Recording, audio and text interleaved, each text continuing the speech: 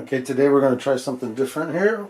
We're going to look at magnetism. I don't have time to type all this out. So this is where we start. Supposedly an alien reproduction vehicle, which is not true. This is based off of Tesla physics. Just give you the idea that it's alien technology. No, because they're hiding the true nature of electromagnetism.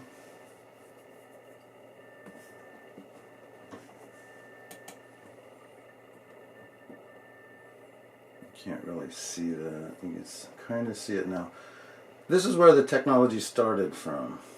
I don't know, this most likely is not real.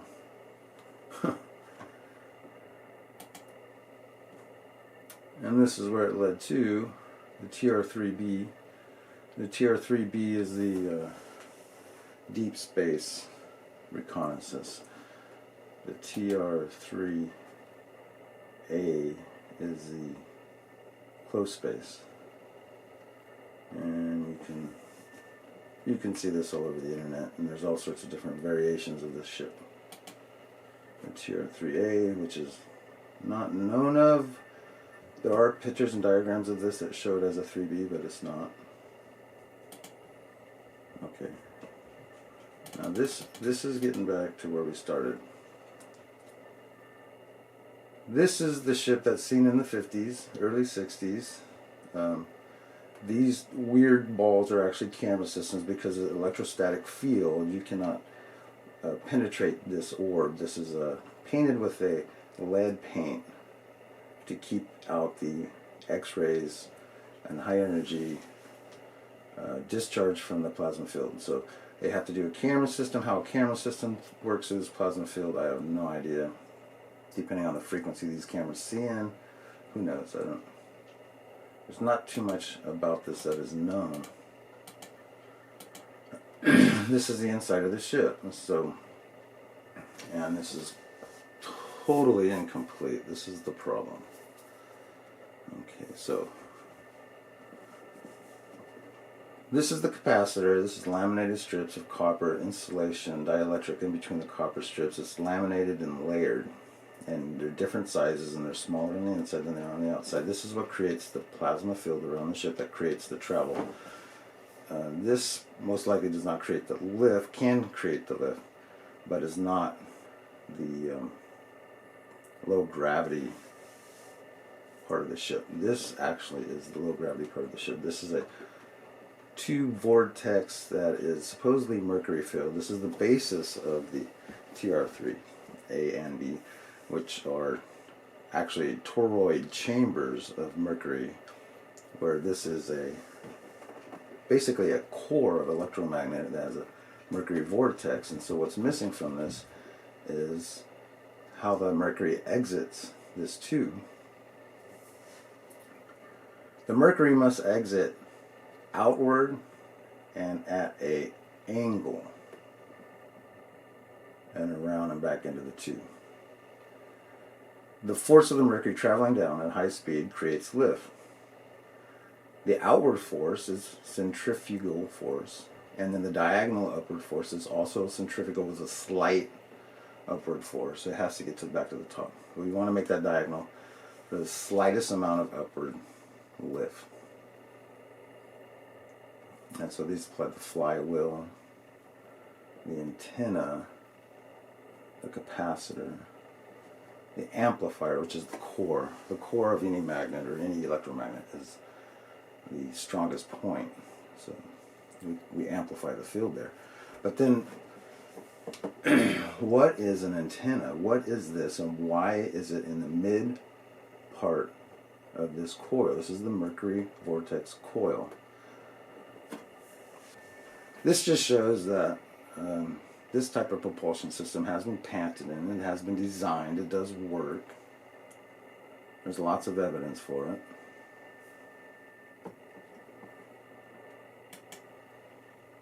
Okay, now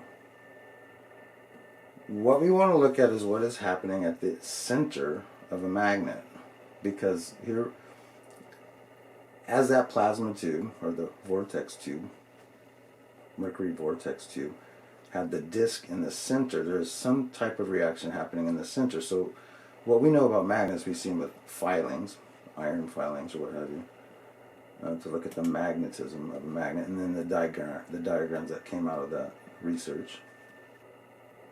Now, you have to take into consideration these needles, the length of these needles, and the way that they're designed. We're not looking at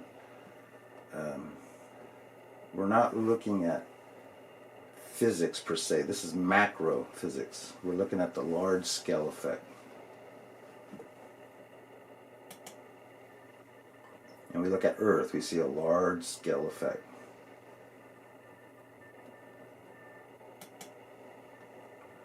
So, trying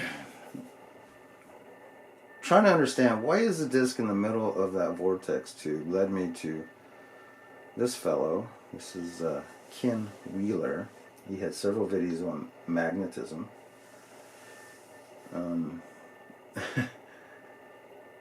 Some of it makes a lot of sense. Some of it is out there. But what he's showing is the central plane of the magnet.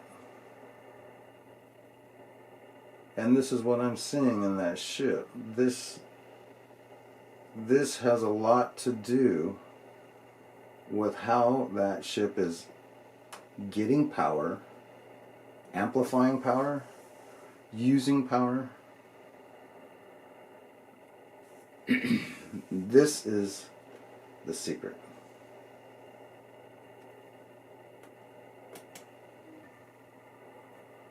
Here's the plane, and then here's your magnetism. The field is unified.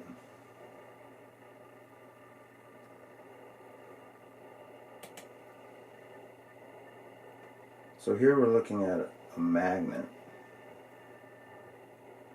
We're looking at the central plane and how the magnetism travels through the magnet. Now, the only way that this field could be opposite of this magnet is if these lines of flux run actually through the center of the magnet and out the other side, and would make this an opposing field. Which would perfectly make sense for why magnets would attract each other or repulse each other, depending on this field alignment.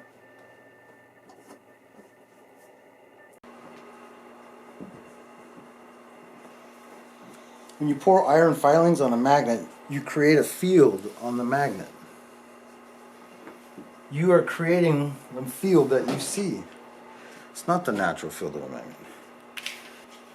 It's not a... You see it at the poles, but you see it here at the center. If I tilt the magnet, it moves from the center towards the pole. So if I conduct iron filings from one point to the other, I create that field.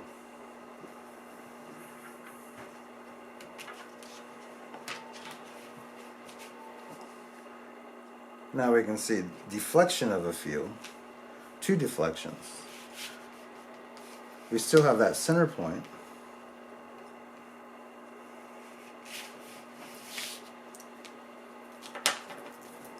And we still have that center point.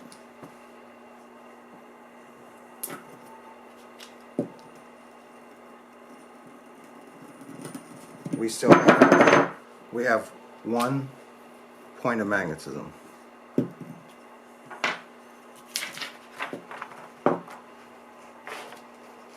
It's in the center of the magnet. If I tilt the magnet, it'll go as far as the edge. It stops at the edge. And no way does it come out of the pole.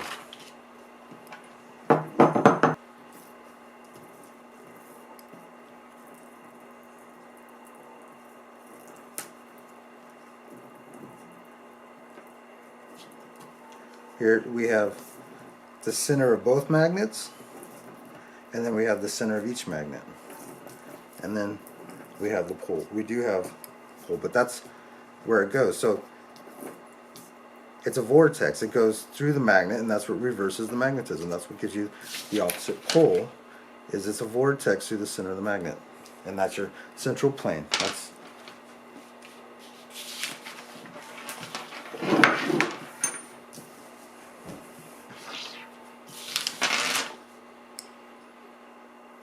the central poles, and then we have these void areas in between. And this you can almost kind of see a vortex forming.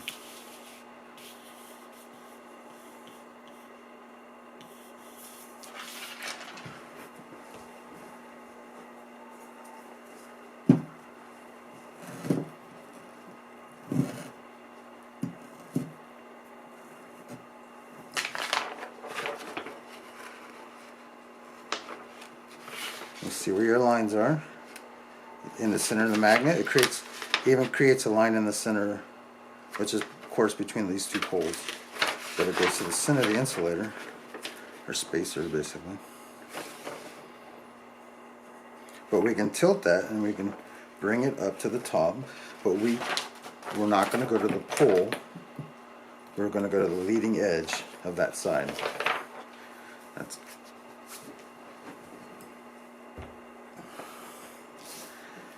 and we have one area. This is where the vortex crosses. This is the field. But where is it generated at? Where is the center?